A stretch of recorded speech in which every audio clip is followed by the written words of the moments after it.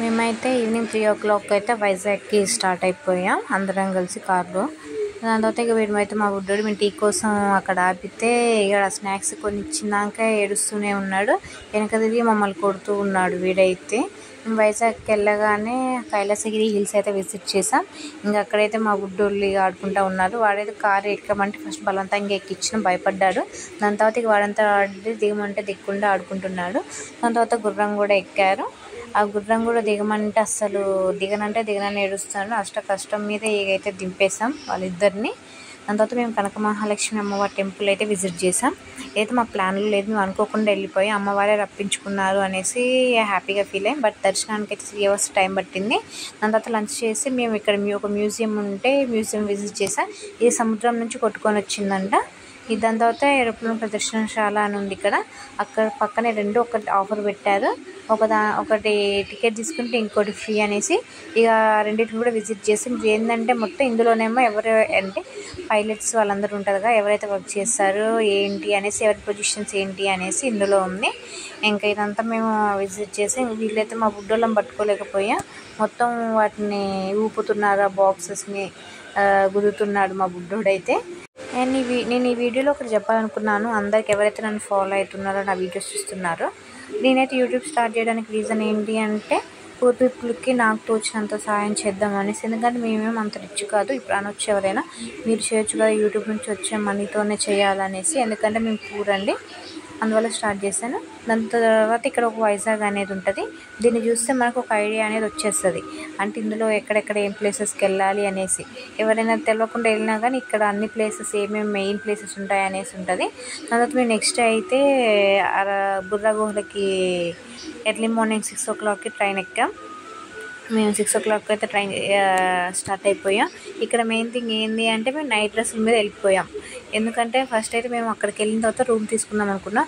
But మళ్ళీ late అయిపోద్ది అనేసి అట్లనే మమ్మల్ని నైట్ డ్రెస్సుల మీదే బుర్రగూడకి ట్రైన్లో ఎక్కిచ్చేశారు. మేము ట్రైన్లో ఎందుకు ఎక్కినామంటే ఇదంతా వ్యూ బాగుంటుంది అనేసి, చూడడానికి చాలా బాగుంటుందండి. ట్రైన్లో వెళ్ళండి ఎవరైనా బుర్రగూడకి వెళ్ళాలి అనుకున్న వాళ్ళైతే.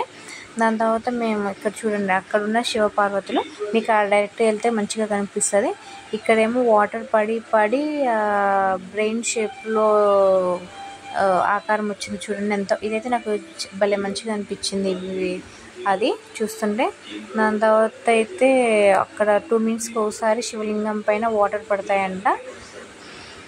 దాని తర్వాత ఇదైతే అక్కడ నుంచి స్వరంగం అంటే ఇదంతా ఎలా వచ్చిందంటే ఒక ఆవు పడడం వల్ల. దాని తర్వాత దాన్ని ఎత్తుక్కుంటూ వస్తే పక్కన ఇదంతా ఉందని చెప్పారు. దాని తర్వాత మేము దాని తర్వాత ఇదైతే వెళ్ళాము వాటర్ ఫాల్స్ దగ్గరికి. వాటర్ ఫాల్స్కి వెళ్ళిన తర్వాత ట్రైబల్ మ్యూజియంకి అయితే వెళ్ళాం. ఇదైతే చూడడానికి చాలా బాగుంది. ఎందుకంటే మన పాత పద్ధతులు ఎవరు ఎట్లా ఉండేవారు, ఏం చేసేవారు అనేది ఇదైతే చూడడానికి నాకైతే బాగా నచ్చింది.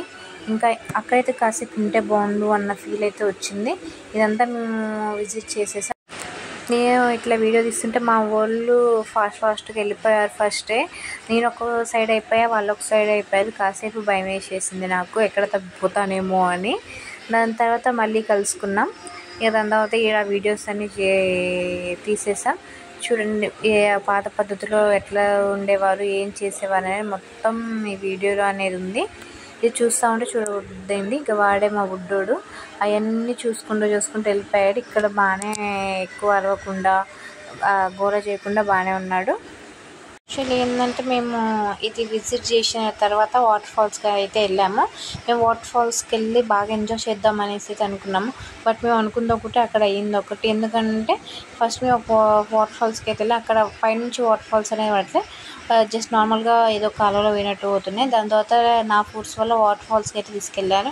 బట్ మేము ఎంజాయ్ చేయకుండా వచ్చేసాము. ఎందుకంటే అక్కడ -16 degrees కూల్గా ఉన్నాయి వాటర్.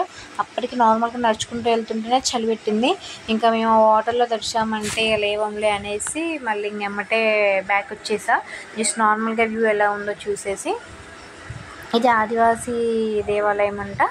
అప్పట్లో అలా టెంపుల్స్ ఉండేవి, అలా పూజించుకునే వాళ్ళు అందరూ పాతకాలంలో.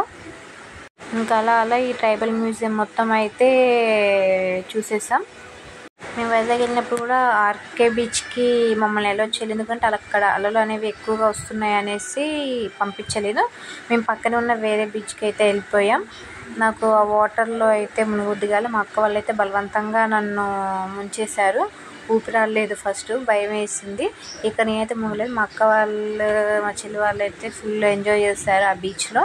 దాని తర్వాత చూడండి అప్పట్లో పాతకాలంలో పెళ్లి పద్ధతులు ఎలా ఉండేవి, ఇవన్నీ ఈ పాతకాలంలో ఇల్లు ఎలా ఉండేవి, ఎలా వర్క్ చేసుకునే వాళ్ళు, ఇదంతా ఉంది. ఇదే చూడ్డానికి చాలా ప్లెజెంట్గా ప్రశాంతంగా ఉన్నట్టు అనిపించింది. మన కల్చర్ ఇప్పుడు ఉంటే ఎంత బాగుండునో అనిపించింది. బట్ అంతా టెక్నాలజీ డెవలప్ అవుతుంటే మనం కూడా డెవలప్ అవుతున్నాం కాబట్టి ఇప్పుడు అలాంటి పద్ధతులు ఉండే ఛాన్స్ అయితే ఉండదు. మేము తర్వాత అయితే నెక్స్ట్ డే ఈ పాయింట్ వ్యూకి అయితే వెళ్ళాం. ఇక్కడ చేసిన మిస్టేక్ ఏంటి అంటే ఇక్కడికి ఎర్లీ మార్నింగ్ 5 o'clock వెళ్తే మంచు అనేది పడుతూ ఉంటుంది, బాగుంటుంది. బట్ మేము 10 o'clock అయితే వెళ్ళాము.